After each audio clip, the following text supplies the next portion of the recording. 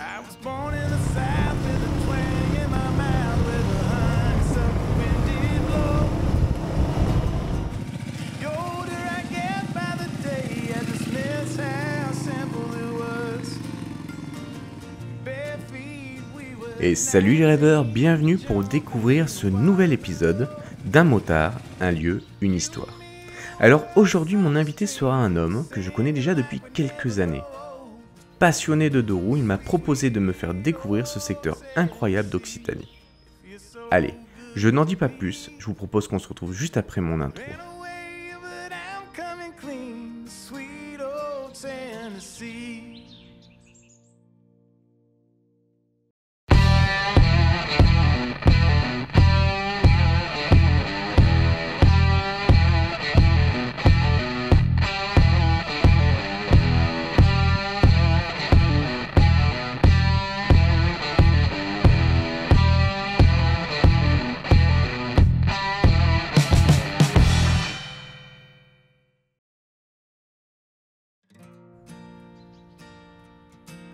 I was born in the South with a twang in my mouth, with a honeysuckle wind did blow.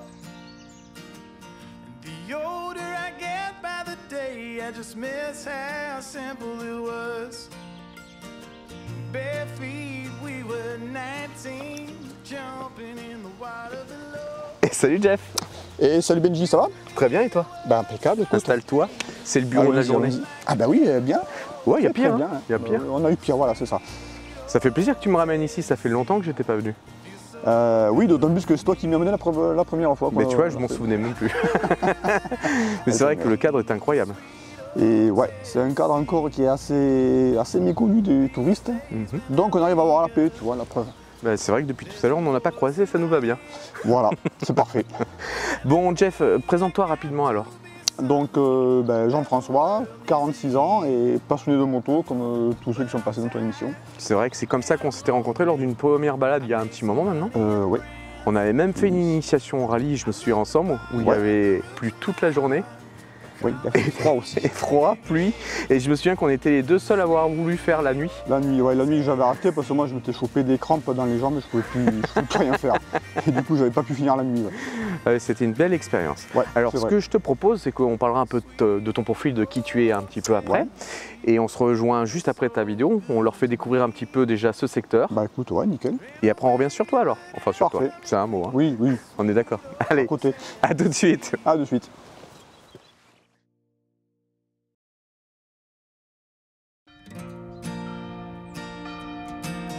I was born in the South with a twang in my mouth, with a honeysuckle wind did blow. The older I get by the day, I just miss how simple it was. Bare feet, we were 19, jumping in the water below. They gon' remember my name. They gon' remember my name.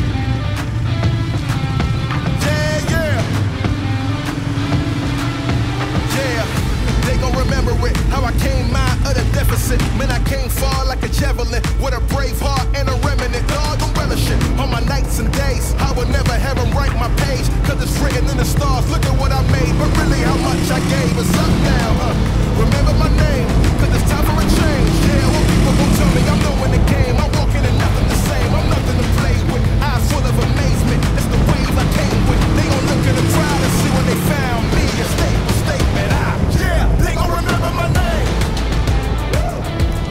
They gon' remember my name. I didn't come for games, they gon' remember my name.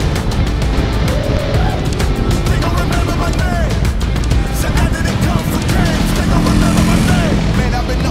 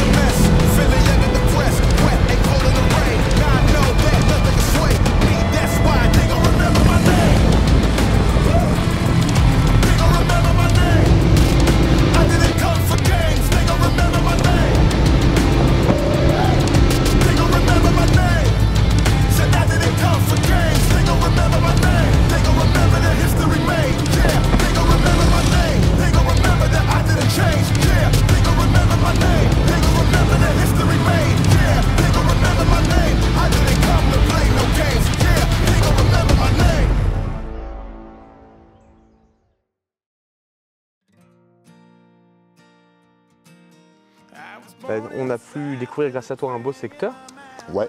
Et avec une jolie moto, hein, ça sortait bien dans ces couleurs-là. Oui, ça tranchait bien. Ouais. Ouais, ça tranchait bien. C'était sympa à filmer d'ailleurs. Alors, déjà, raconte-moi un petit peu, parce que c'est vrai que quand on fait partie de ce milieu des motards et des passionnés, on a bien commencé un jour. Oui, forcément. Et tu as commencé à quel âge alors la moto, toi? Réellement, la moto pure et dure, j'ai commencé assez tard. J'ai commencé, j'avais 14-15 ans. D'accord. Alors que d'autres commençaient déjà à 10 ans. Moi, c'est venu assez tard, c'était par rapport à mon frère qui lui avait à 10 ans de plus que moi. Donc un jour, il avait marre de me voir sur mon VTT, il m'a dit bah, tiens, c'est la moto. Donc je suis passé du VTT directement à la moto. Et c'était un 125 RM préparé. D'accord. C'est pas l'idéal pour commencer. Non, j'allais dire que ça allait un peu compliqué quand même. Voilà, d'où des débuts très difficiles. D'accord. Donc j'ai commencé par faire un peu de... Alors comme je n'avais pas de permis, qu'on n'avait rien du tout, ben, forcément on s'est retrouvé dans les chemins de traverse derrière Prades de l'Est. D'accord. Donc pas du goudron, de la bonne caillasse. Et à cette époque-là, ils étaient en train de faire la zone d'industriel, la zone artisanale Sainte-Julie. D'accord. Donc ils avaient arraché les vignes, ils avaient passé les bulldozers, ils avaient fait un magnifique terre-plein et j'étais au milieu. Et tu étais planté dedans. Voilà, donc des caillasses comme ça et un 125 à peu près 35 chevaux pour commencer. T'as dû te régaler. C'était pas génial, oui. Alors il paraît que j'aurais pu commencer à faire une belle carrière de cascadeur puisque je faisais très souvent des wheelies où on me voyait à côté de la moto, ou dessus la moto, ou dessous. Mais j'ai jamais lâché la moto. Ah, je me suis toujours cassé la gueule avec la moto. Mais c'est sympa. Jamais lâché. Ce qu'il faut pas faire en fait. Oui, mais ça on me l'a dit après. Oui, forcément, sinon c'est pas rigolo.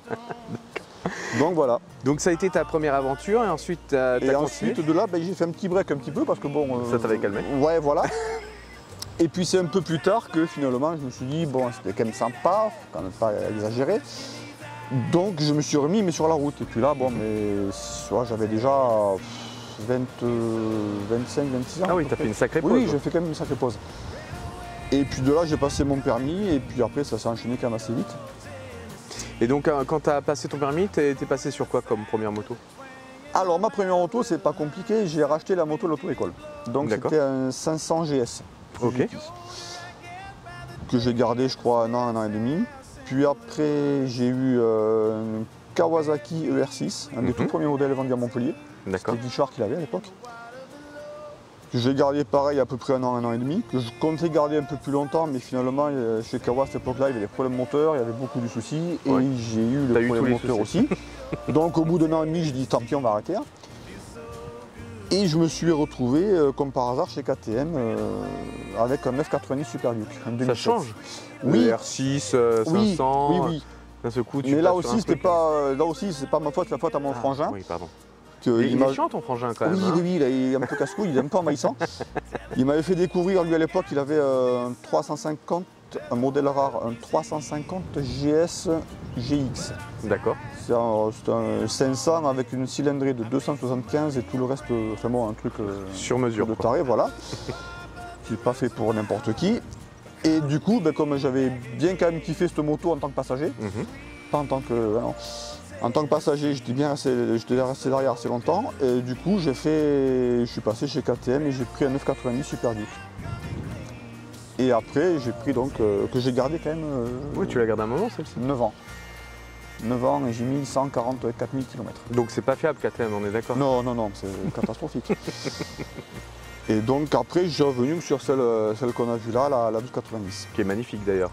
Qui est jolie, mais c'est une série limitée que... Ouais. Elle est superbe. Sympa. Là, t'es sur une moto qui fait combien de chevaux à peu près sur ce modèle-là? Ça c'est les V1. V1 sont entre 185 et 190, ça dépend des... Donc ça accélère pas quoi? Non. C'est un peu mou. Hein. Oui, ça se traîne. Bon, et t'as fait des modifications dessus ou pas du tout sur cette moto? Sur celle-là, modification esthétique, oui, j'ai rajouté les petites roulettes de protection en bas de fourche. D'origine, elle est vendue avec des espèces de crochets qui mettent sur les guidons, là, ça je trouve ça dégueulasse, donc j'ai mis les embouts classiques, ça va très bien. Après, j'ai mis le sticker réservoir pour la protection du réservoir pour pas le rire avec la fermeture éclair, des choses comme ça. Et sinon, après, j'ai laissé tel quel. Très peu. pas... De toute façon, après, d'origine, elle est quand même magnifique. Oui, quoi. d'origine, elle est jolie. Ouais. Ah si, j'ai enlevé le gros garde-boue à l'arrière, quand même. Oui, t'as mis support de oui, plaque court. un peu plus court, qui est Voilà. comme beaucoup plus esthétique. Bon, Voilà. enfin, ça, je pense que c'est un truc à faire sur toutes les motos aujourd'hui. Hein. Parce que c'est très Oui. laid ce qu'ils font. Alors oui, c'est très bien. Maintenant, quand tu es un gros rouleur, que tu roules sous la pluie, tu le regrettes. Ah oui, parce que ça te Oui. protège un minimum. Oui, voilà. que là, maintenant, tu as plus de... Maintenant, c'est ton casque qui te protège. Oh, Et c'est des fois, joli. tu sais, ça coule dans le cou, c'est Ouais, sympa. Tu Ah as la ouais, boue j'aime qui bien. coule dans le cou, c'est rigolo. C'est comme en hiver quand tu sens ce petit courant d'air qui passe à Voilà. travers. Ah, c'est tellement agréable. Mais là, en plus, tu as le sable qui descend avec.